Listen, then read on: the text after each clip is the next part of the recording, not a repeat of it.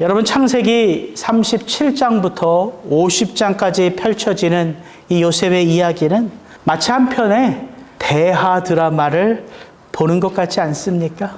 우리에게 아마 참 익숙한 이야기일 거예요. 저도 이 강단에서 몇 번을 요셉의 스토리를 설교했어요. 최근에도 설교했어요. 담을 넘는 축복으로. 너무나도 익숙한 이 요셉의 이야기를 읽어도 또 그렇게 재미가 나더라고요. 왜 여러분 감동이 있는 영화, 연극, 드라마를 한 번만 보지 않잖아요. 몇 번이고 반복해서 보며 그 감동과 여운뿐만 아니라 감독이 그 장면을 어떻게 묘사했을까? 배우가 그 장면을 어떻게 표현했을까? 그 디테일한 것을 파악하고자 요즘 문화 트렌드가요, N차 관람이 자리를 잡아간대요. 영화나 연극이나 공연을 한 번만 보는 게 아니라 몇 번이고 보는 거예요. 그래서 놓친 것이 무엇인가를 찾아내는 거예요. 그 N차 관람.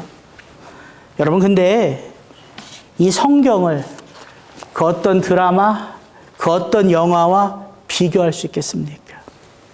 영원하신 하나님이 펼쳐가시는 이 구원의 드라마를 그래서 성도라면 읽고 또 읽으며 그 감동과 여운이 내 인생의 삶 가운데 실제가 되기를 그렇게 소망하는 것 아니겠습니까? 아는 스토리인데 보이지 않던 것이 보이더라고요, 정말. 아, 성경을 이렇게 다양한 주제로 접근해 보니까 정말 그 구원의 이야기가 풍성해진다는 것이 무엇을 의미하는지 조금은 이해가 되더라고요. 저는 여러분을 축복합니다. 저와 여러분 안에 말씀을 사모하는 그 열정이 우리의 숨이 다하는 그날까지 날마다 새로워지기를 주의 이름으로 축복합니다. 읽어보신 분들이라면 여러분의 눈에는 어떤 모습들이, 누가, 어떤 장면이 여러분 마음 가운데 새롭게 보여졌습니까? 정말 궁금해요. 여러분 한 분 한 분들은 그 창세기 37장부터 50장까지 펼쳐지는 그 놀라운 구원의 이야기 가운데 어떤 내용의 스토리가 마음에 더 잘 보여졌는지. 나누고 싶은 것들은 솔직히 너무 많지만 말을 줄이는 것이 설교의 가장 중요한 포인트임을 우리 아내가 늘 되새겨주기 때문에 오늘 몇 가지에만 좀 집중하려 하는데 여러분 더 주목해서 좀 봐주시면 좋을 것 같아요. 저는 오늘 좀 세 가지를 살펴보고 싶어요. 첫 번째, 우리 안에 깨어진 관계, 깊은 상처, 극심한 고난은 결코 하나님에게는 아무 문제가 되지 않는다는 것입니다. 늘 제가 설교 때 쓰는 표현이죠. 오히려 성령님은 그러한 것들을 재료로 하여 성령의 열매를 맺어 가신다는 것입니다. 여러분, 저기 노랗게 칠해진 저 부분 잘 들어보십시오. 하나님의 일하심은 마치 씨줄과 날줄이 되어 우리 모두의 인생 전체를 함께 엮어 가신다는 거예요.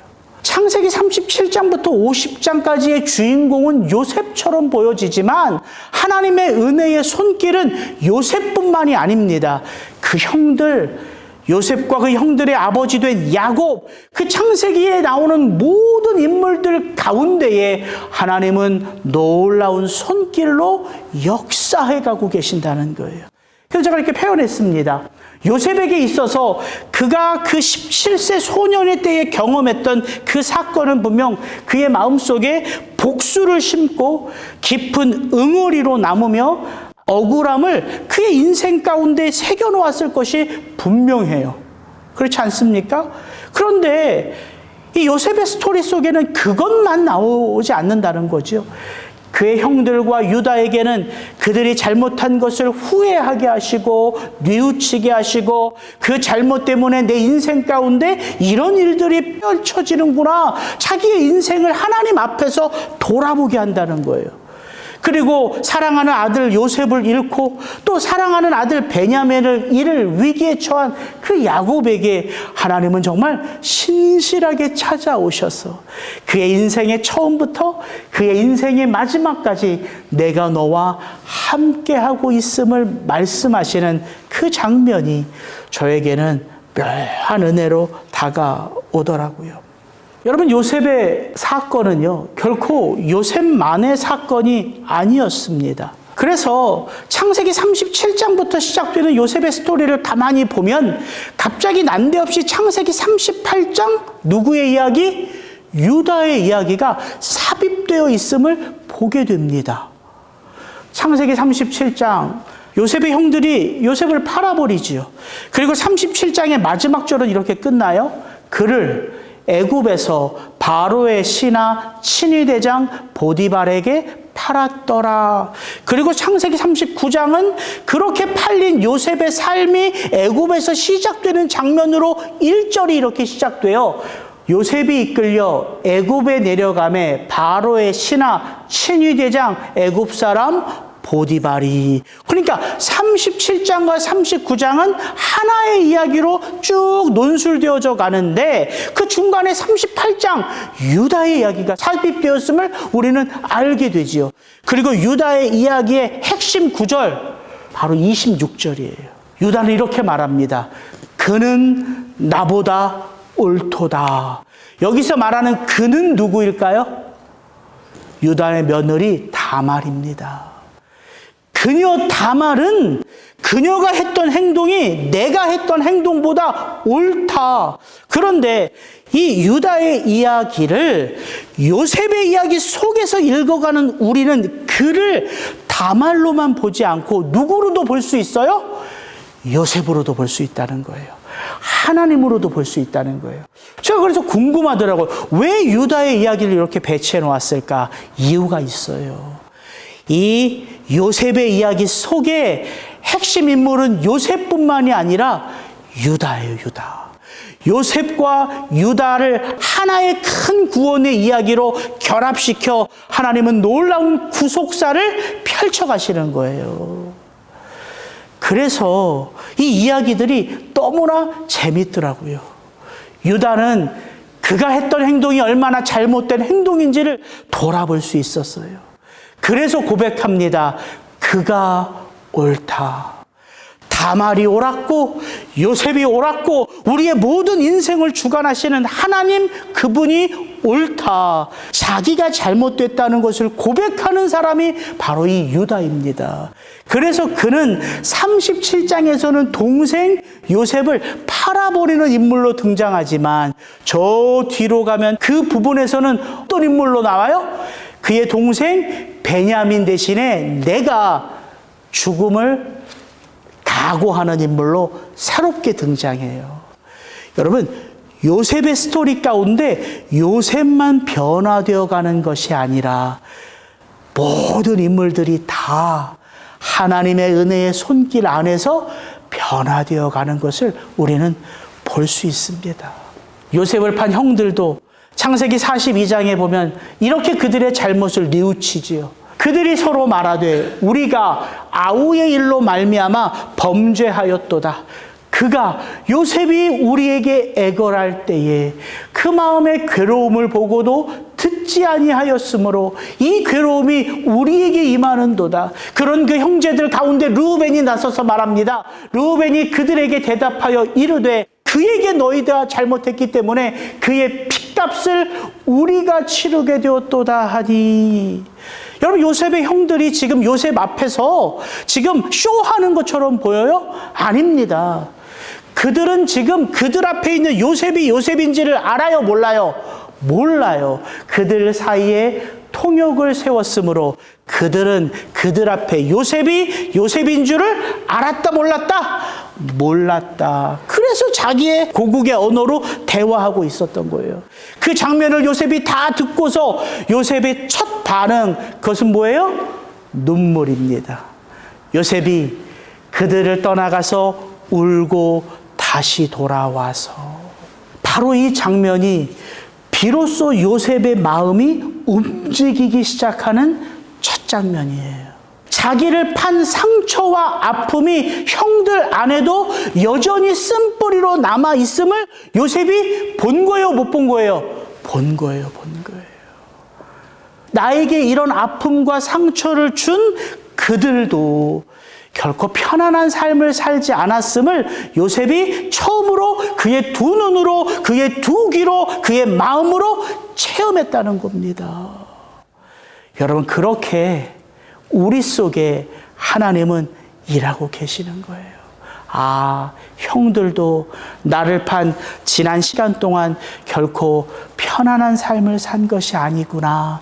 요셉 안에 그 장면이 들어오니까 요셉의 마음이 열리기 시작하는 것이죠. 그의 마음속 한편에 응어리진 그 복수심이, 그 한이 내가 이 복수를 갚아야 되겠다가 아니라, 아, 하나님의 또 다른 인도함의 손길이 있겠구나. 이걸 요셉은 그의 눈물을 통하여 하나하나 체험해 가는 것입니다. 여러분, 이것이 우리 안에 하나님이 일하시는 샬롬의 역사입니다. 예, 물론 우리는 몰라요. 내게 상처 준 그 사람이 어떤 삶을 살았는지 요셉처럼 우리가 다 알 수는 없습니다. 다 볼 수도 없어요. 그러나 한 가지, 요셉이 애굽에서 체험한 분명한 손길이 있었죠. 어떤 손길? 노예로 팔려간 내 인생 가운데에 함께 하시는 누구의 손길? 하나님의 그 은혜의 손길은 요셉이 분명히 체험했다는 거예요. 여러분, 그렇게 하나님은 이 땅을 다스리고요, 이 땅을 살아가는 사람들을 다스리십니다. 그걸 성경은 하나님의 섭리, 하나님의 통치라고 하는 거예요.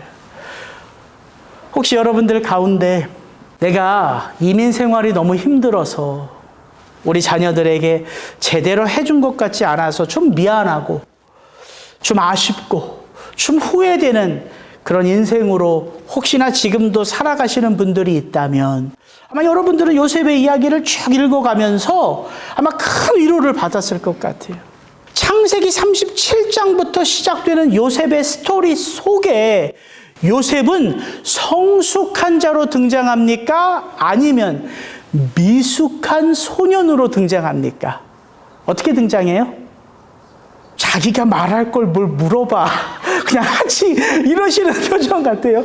여러분, 창세기 37장에 등장하는 요셉은 17살의 미숙한 사춘기 소년으로 등장합니다. 좋은 믿음의 가정에서요, 좋은 믿음의 부모 밑에서 좋은 믿음의 훈련을 받은 소년으로 등장하지 않는다는 거예요.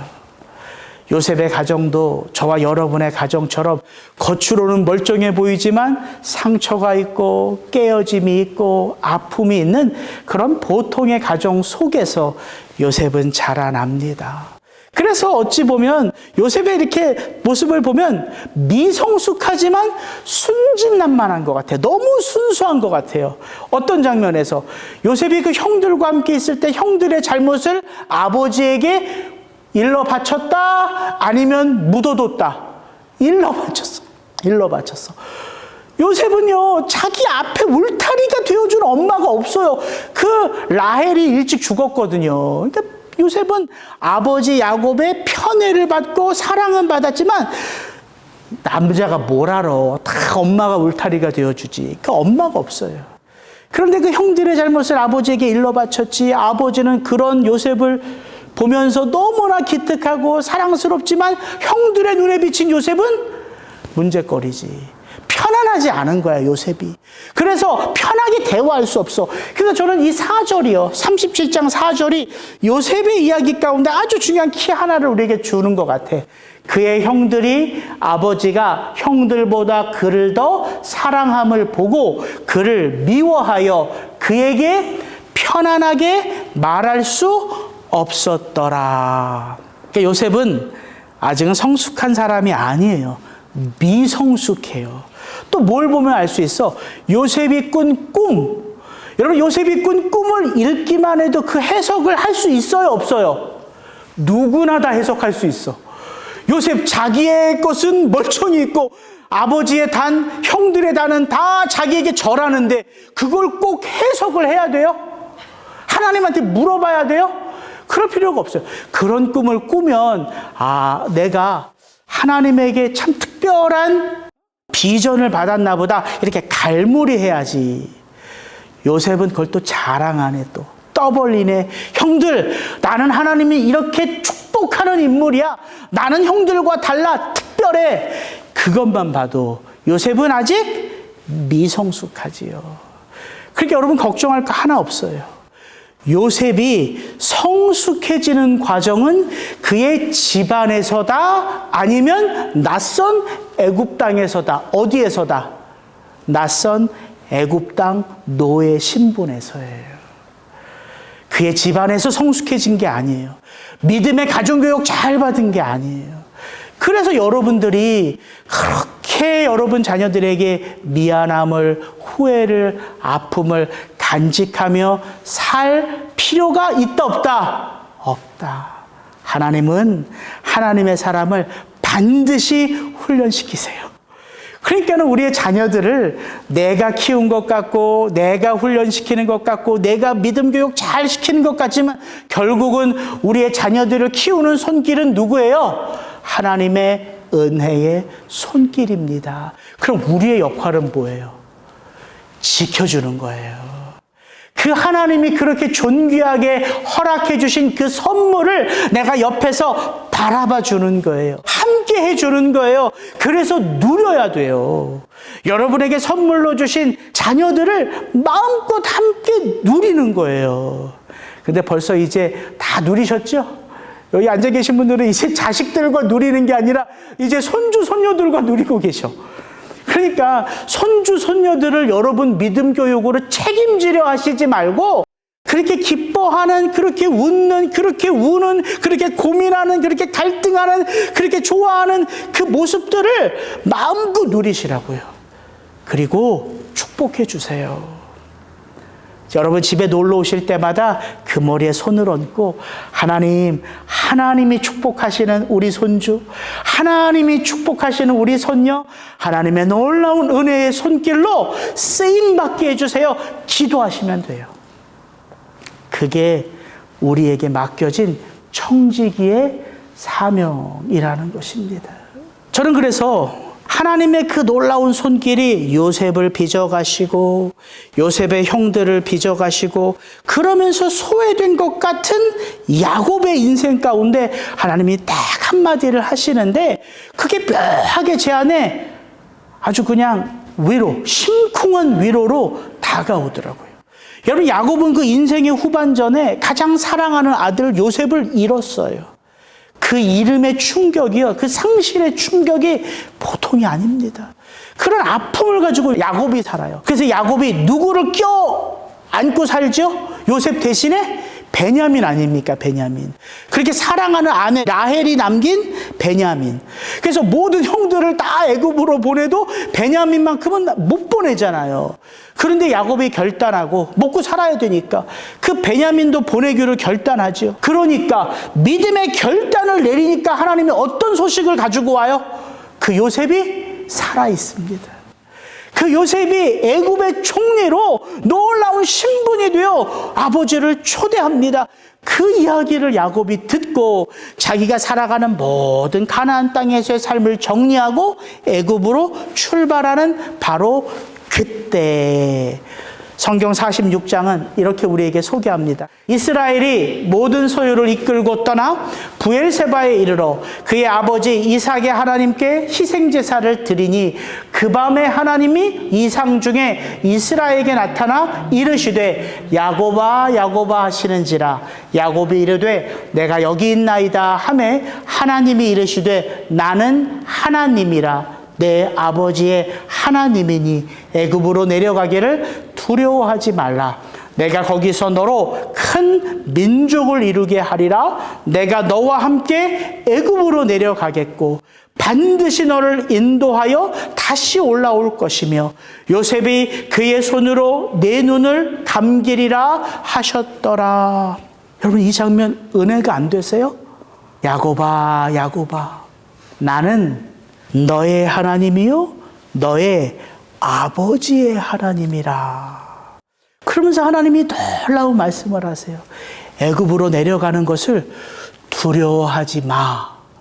그 다음 장면이 저는 마치 처음 이 성경을 읽은 것처럼 다가오더라고요.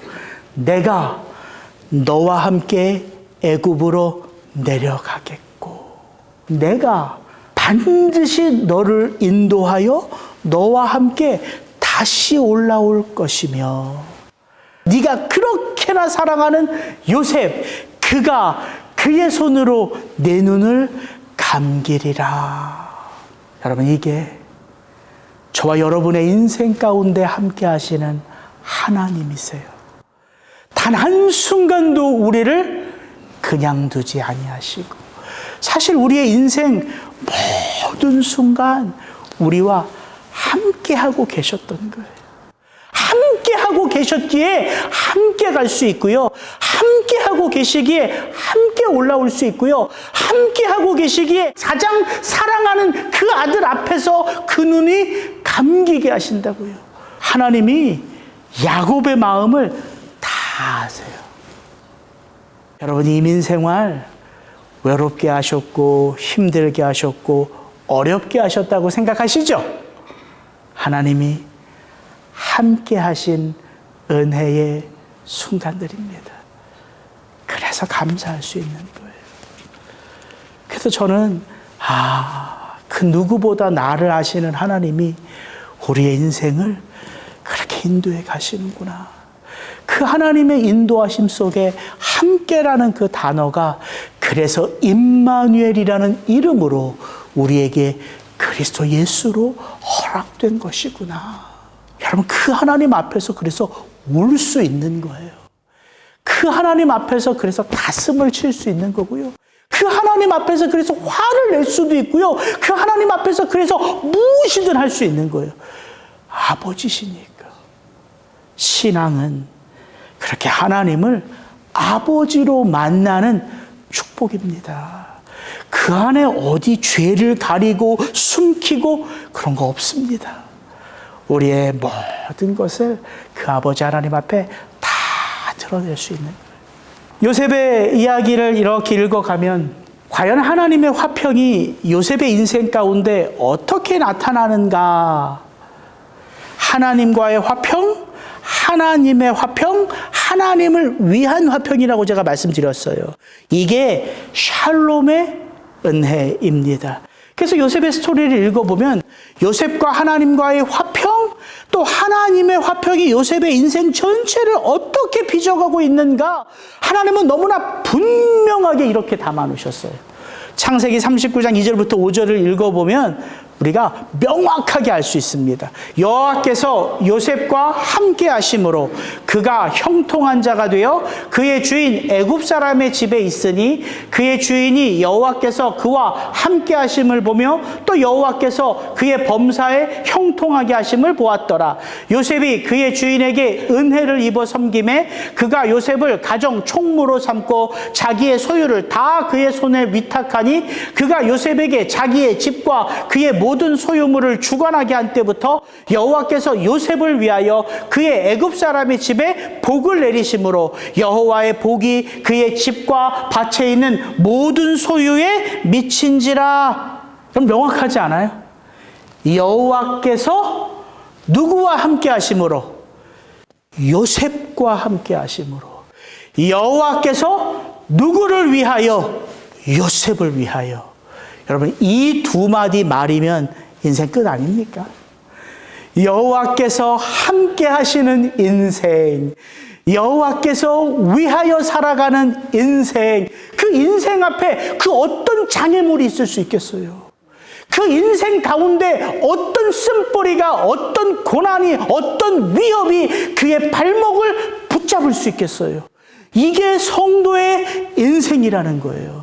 그리고 여호와 하나님이 함께 하시는 그 삶, 여호와 하나님이 위하시는 그 삶을 성경은 우리에게 이 한 단어로 표현해 주죠. 그게 바로 성경이 말하는 형통이다. 형통. 제가 몇 번 설교했잖아요. 세상의 형통과 성경이 말하는 형통은 같은 듯하지만 다르다. 그래서 세상은 항상 결과로 형통을 다루지만 하나님의 형통은 우리의 모든 과정 가운데 함께 하신다는 거예요. 그래서 깨어진 상처와 깨어진 관계와 깨어진 아픔, 고난이 우리에게 결코 문제가 될 수 있다, 없다? 없다. 그러면 하나님이 그렇게 나를 위하시고 하나님이 그렇게 나와 함께 하시니까 요셉 속에 있는 상처는 저절로 사라지고 소리 없이 흩어지나요? 그렇지 않습니다. 그것 하나하나를 하나님과 함께 함으로 체험해 가는 거예요. 체험해 가는 거예요.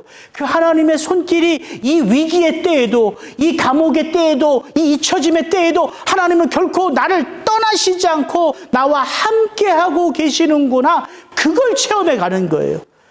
그래서 창세기의 요셉의 스토리 가운데 요셉이 그의 두 아들의 이름을 짓는 그 대목, 그게 바로 요셉의 신앙 고백입니다. 요셉에게 두 아들이 있었죠? 첫째 아들은 므낫세요. 둘째 아들은 에브라임입니다. 그 이름의 뜻이 이래요. 요셉이 그의 장남의 이름을 므낫세라 하였으니 하나님이 내게 내 모든 고난과 내 아버지의 온 집 일을 잊어버리게 하셨다 하미요.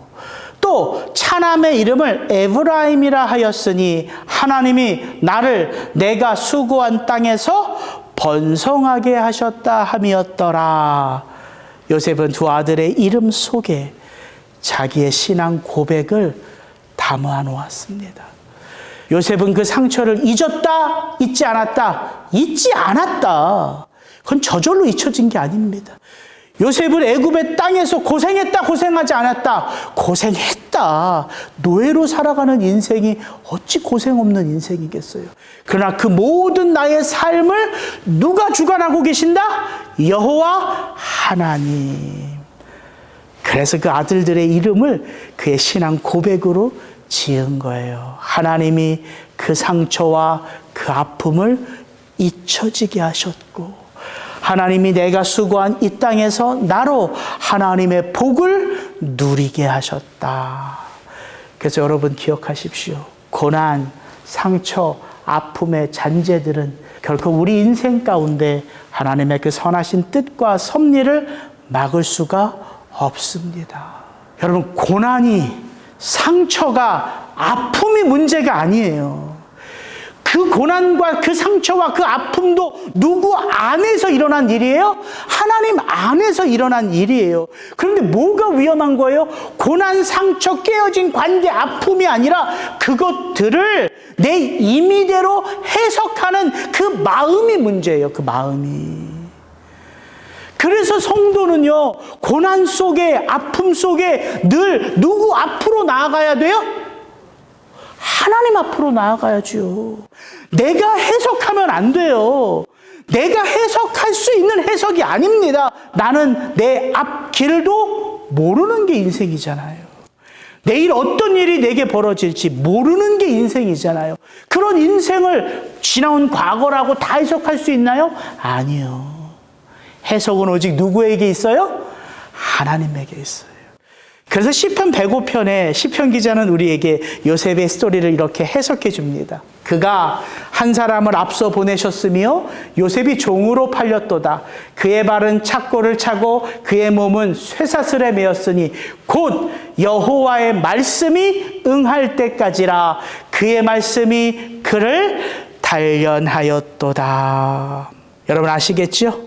왜 우리가 고난 가운데, 아픔 가운데 길이 막혔을 때에 하나님 앞으로 나아가 엎드려야 하는지, 그 말씀만이 저와 여러분의 삶을 해석할 수 있기 때문이에요.